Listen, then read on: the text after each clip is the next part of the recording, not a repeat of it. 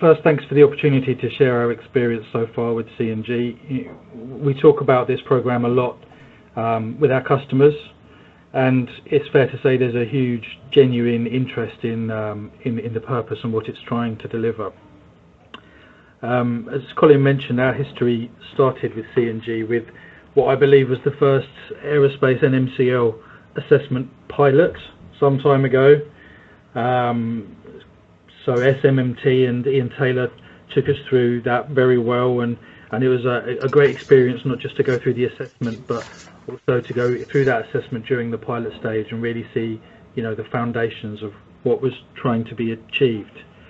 A bit about the assessment. What it's really good at is looking at the maturity level of your business and understanding maturity and performance in terms of cross-industry competitiveness.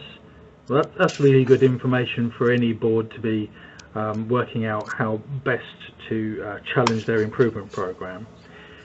It's broad, very broad, and it has a considerable strategic focus if you compare it to something more like SC21 OE, for example.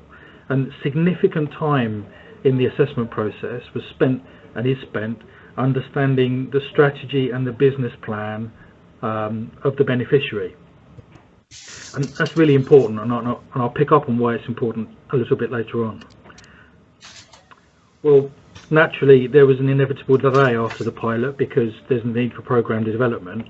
So we had a refresher session, and it was very great from our point of view to see how well the assessment had developed and matured over that period. Many things had improved in the process itself, both in terms of improvements for the assessors and improvements for the beneficiaries to make the process slick and well presented. Moving on to business case.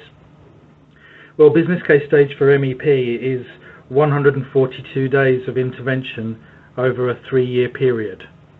So if you take some holiday out and break that down, it's roughly a day of intervention per week on supported continuous improvement, which, for an SME with around a 50 head count, we think is really well judged in terms of our ability to consume that help. It's also worth just pointing out that business case development is something that's mutually developed. So this isn't something that's done to us or indeed any other potential beneficiary. It's developed and it's 100% our plan. Cutting through to May this year, we received our grant funding letter. It's always a significant milestone in any of these projects to get that over the line. And I think what that's done is given us confidence. It's given us confidence around the program and getting on with it.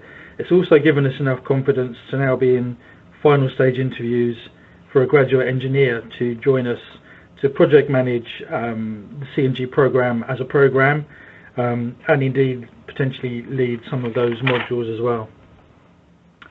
So, singly, the most positive thing I can say to try and recommend this program goes back to what I was saying earlier about the strategic focus within the assessment and the amount of time and depth spent doing that.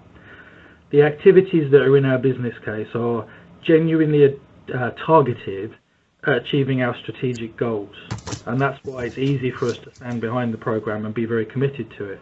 It's not improvement for improvement's sake. It's far better than that because it's goal focused and it's financially proven with a really good business case module.